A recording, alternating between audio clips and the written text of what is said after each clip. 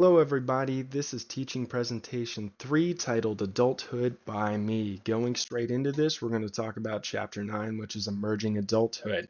Now, emerging adulthood has seen kind of a new understanding as of this day of age. We hear the phrase 30 is the new 20, where it was once believed that adolescence to age 20 was this stage of life, but it is now 18 through 25. This is kind of a subjective matter, however. Most adults feel that it is about 25 nowadays. However, this is defined by marriage, stable work, and parenthood. This kind of averages around 28 to 30 when we start to feel this way. This has since changed since the 60s, where the prior average was actually around the early 20s whenever people were starting to get into that way of life. Now, going into concept 2, we're going to talk about the sexual revolution.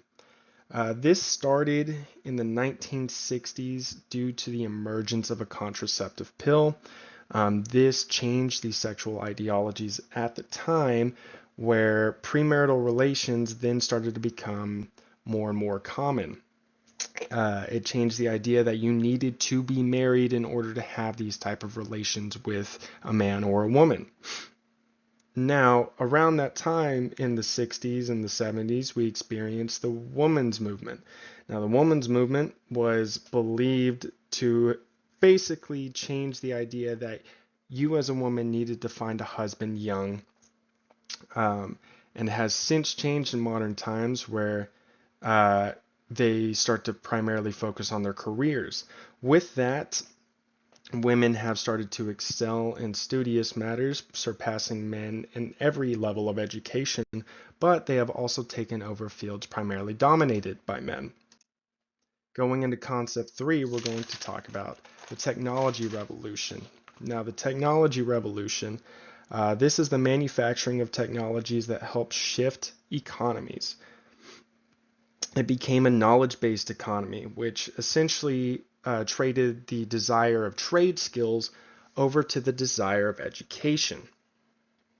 With that, we have the youth movement going back to the 60s. This was a movement that brought basically the idea that you need to slow down. You need to cherish the times of being young.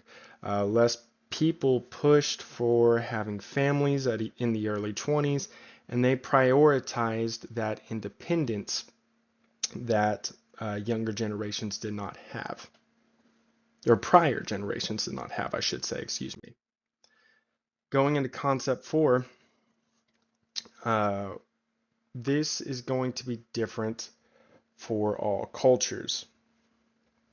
We see Europe has the longest and the most comfortable time frame of the emerging adulthood. Europeans' average age is about 30 for parenthood and marriage. Now, with that, in the eastern part of the world, we see Asia is kind of a collective family-based culture. For example, the United States is a financial-based independence where they believe that is how they reach that stage in life, whereas Asia is more or less seeing it as long as they can take care of their parents comfortably, they have reached that stage of life. Ending chapter 9 with concept 5, we are going to talk about media use. Now, media use was integrated into daily life in recent years. Emerging adults are more active on social media than younger and older generations. With that, we see that emerging adults spend roughly 12 hours daily, which is going to be around 3/4 of their waking hours. Facebook was even created for the college student. The bonuses to this is it allows for the expansion of social networking. However, this has led to kind of an identity issues due to the perceptions about yourself and others, leading more to be desired than what you may have. Chapter 10, we have young adulthood. Going into concept one, here we start to see where aging sort of begins. This is the stage where you have peak physical fitness during this time. Your strength, your stamina, your reaction are all in their optimal state. Not only that, but you were not as likely to get diseases found in earlier and later years. With that, your immune system is at an all-time high. This is where it's at its strongest, and you have the least likely chance of contracting an infection of some kind. During this stage, this is where you start to see young adults start to take less risk in comparison to their early years. Some of those risks include things such as drugs, unprotected sex, matters along those lines.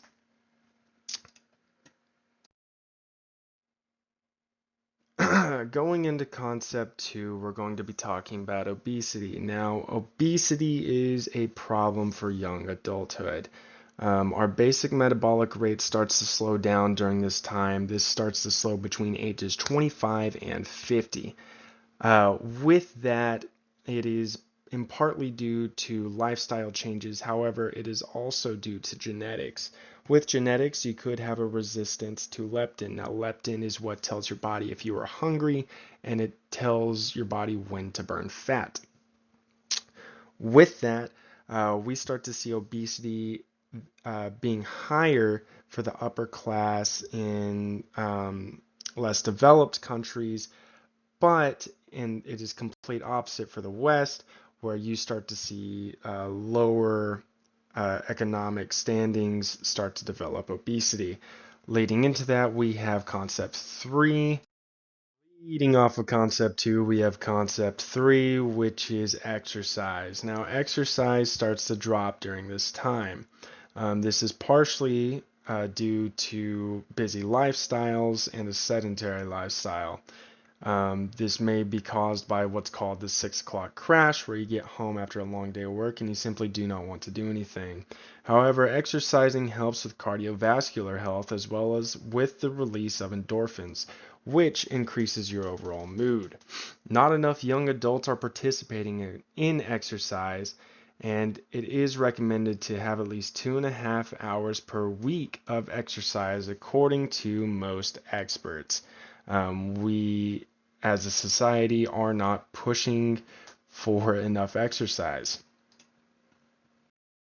Moving on to concept four, we are going to talk a little bit about the mental aptitude instead of our physical aptitudes. IQ tests have been proven to kind of predict the success for adulthood. That being said, it was found that adults who tested in the lower 25% of these tests did not necessarily have an easy life. They kind of struggled with technology and information compared to those who had scored in the upper 25%.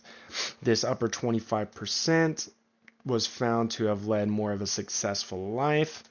That being said, the problem with these IQ tests is they do not necessarily take into account emotional or social skills. Ending off chapter 10, we're going to talk about concept 5, and that is expertise. Now, expertise, in short, is extensive knowledge and skills in a specific field. There are many theories as to what expertise exactly is and how you acquire it, but that is generally the most agreed upon statement. It is said that it takes roughly 10 years, give or take, to gain or attain expertise, usually beginning in the 20s. Before being acquired, roughly around the 30s, it takes a decade to obtain. With expertise, you gain the knowledge to complete tasks or problems quickly and efficiently. Knowledge is built so that if a problem arises, they knew from prior experience how to solve the problem faster than those who had never come across the problem before. It's trial and error, in short. As we come to an end to our presentation, we're going to talk about Chapter 11, Middle Adulthood. Now, with middle adulthood, we're going to see changes in our sensory abilities as well as changes in our reproductive systems. Now, with this, As middle age hits and the body continues to age, it starts to decline gradually, although some instances, some people do not.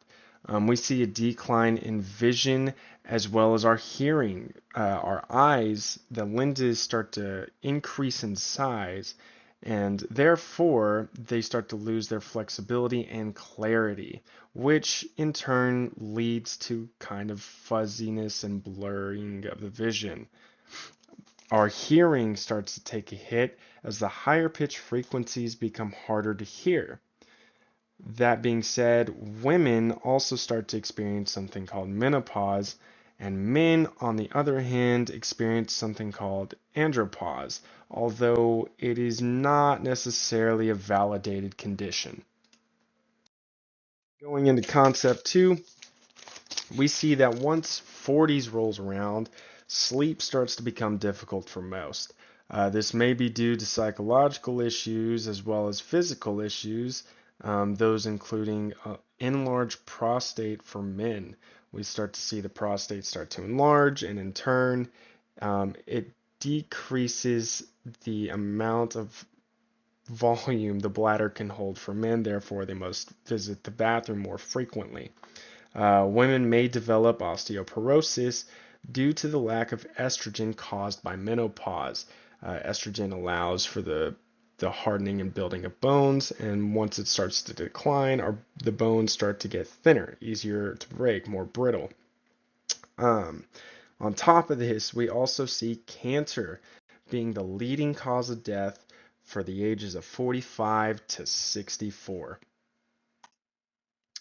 Going into concept three, we're going to talk about something a little bit different, that being our fluid and crystallized intelligence. Now, intelligence starts to rise in middle adulthood.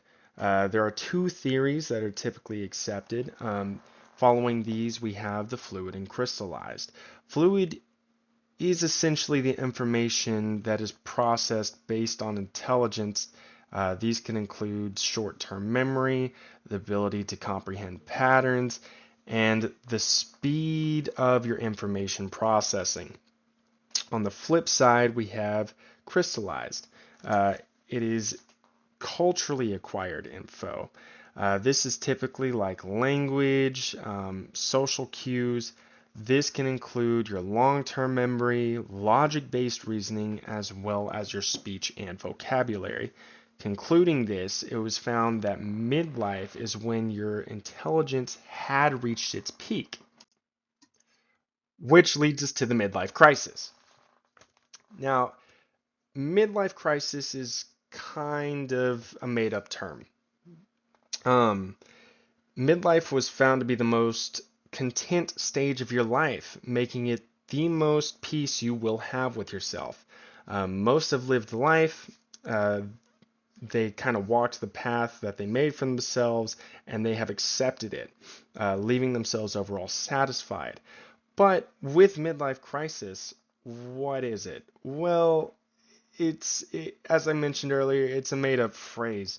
It can be discredited due to the fact that the creator more or less created the term on his own personal struggles, and then the study that was done to, I guess, credit the claim only included 40 men in the interviewed study, which is kind of a bold claim to base those individuals for the rest of the human race. It just doesn't really make sense. Ending off my presentation, we have concept 5. Here we see that most parents in midlife have children nearing young adult, or they are in that emerging adulthood stage of life. Depending on where you live, your children may continue to live with you.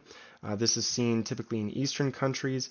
However, in countries with independent culture, emerging or young adults will leave the house around that 18 or 19 mark is where it is socially believed.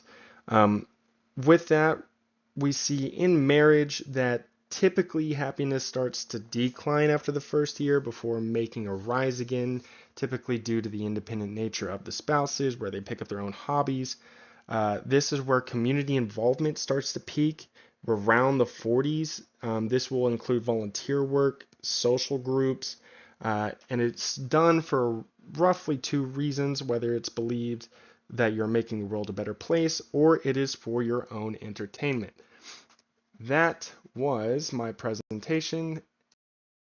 Thank you all for listening. I hope you all have a fantastic day.